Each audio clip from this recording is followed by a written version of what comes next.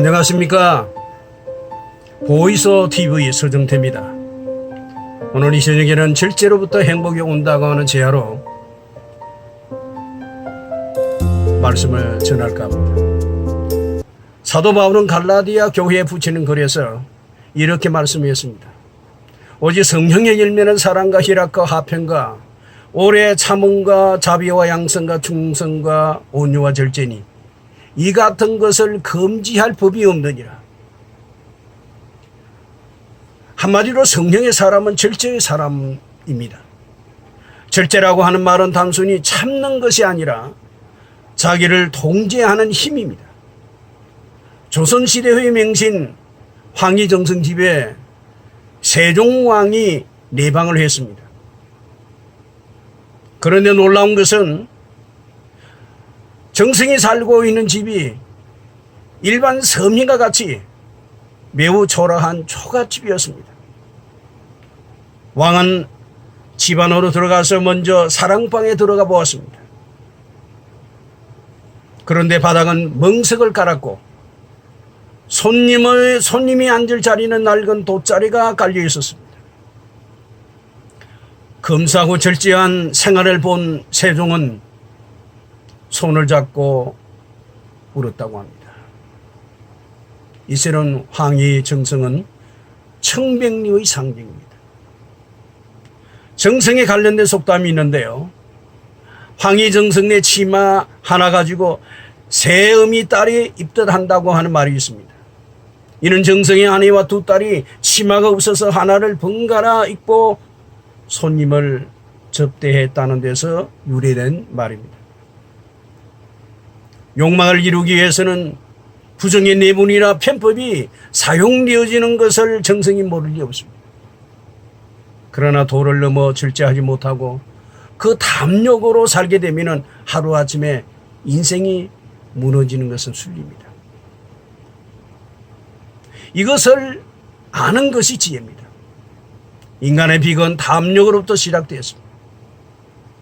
창세기 2장 16절에서 17절에 보면은 여호와 하나님이 그 사람에게 명하여 가라사대 동산 각종 나무 예실과는 내가 임의로 먹되 선악을 알게 하는 나무 예실과는 먹지 말라. 내가 먹는 날에는 정령 죽으리라. 하나님께서 아담에게 선악과를 따먹지 말라고 금단하셨습니다. 그럼에도 그들은 식락에 취해서 법령을 범했습니다. 결국 죽음과 각종 저주를 받고 에덴에서 추방당하였습니다. 그들의 불행은 자초이었습니다. 하나님께서는 그들에게 금욕주의적 생활을 강요하지 않았습니다. 그러나 절제는 필요했던 것입니다. 그럼에도 그들의 마음에는 지나친 욕망과 욕심을 제어할 만한 기능이 손상되어 있었습니다.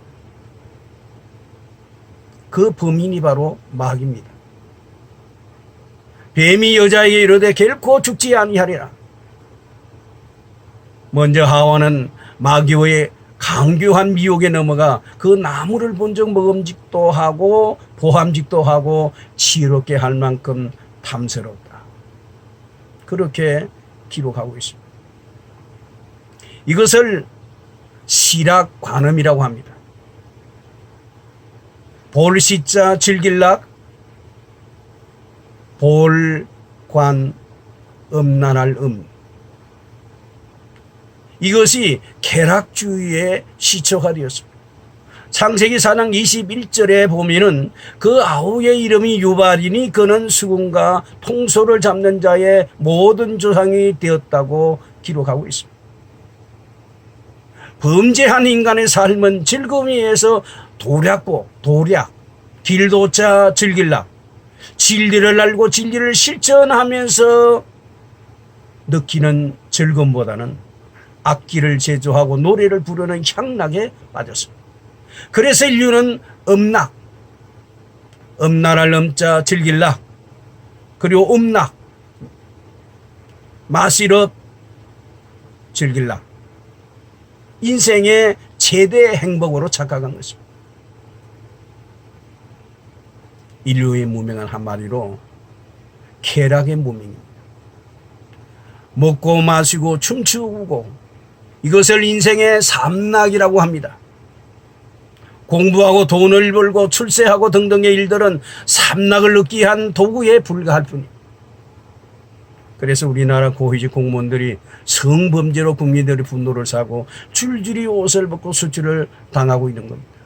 타락한 인간의 본성 속에는 즐거움 속에 삶이 있다고 하는 소위 말하는 낙중지생의 인자가 숨어 있습니다. 언제 이 인자가 분출하는가 하면은 다 이뤘다고 하고 스스로 자만할 때에 객동되어지는 겁니다.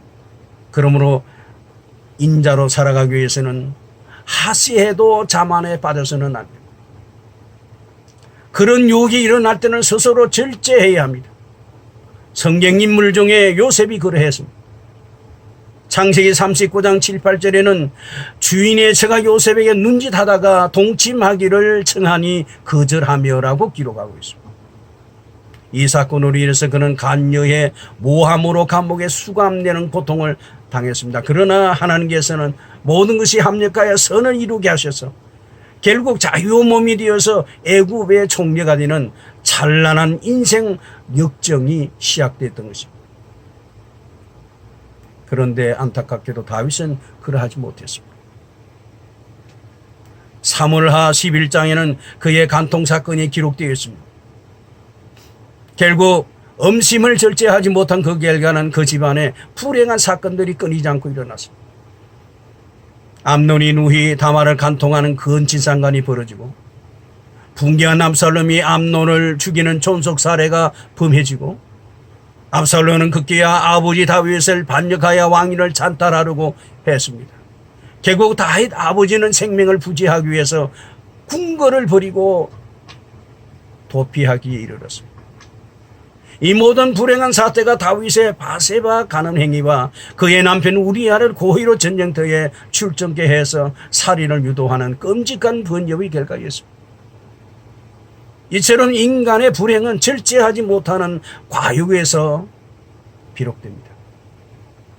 현 정부의 사람을 보노라면 이와 같은 불행한 역사의 흔적을 보는 듯해서 심히 안타깝습니다. 이 사람들은 정권 야유에 너무 불이 붙어서 마치 불나방이 같이 스스로 불꽃 속으로 들어가는 것 같은 아찔한 느낌을 받습니다.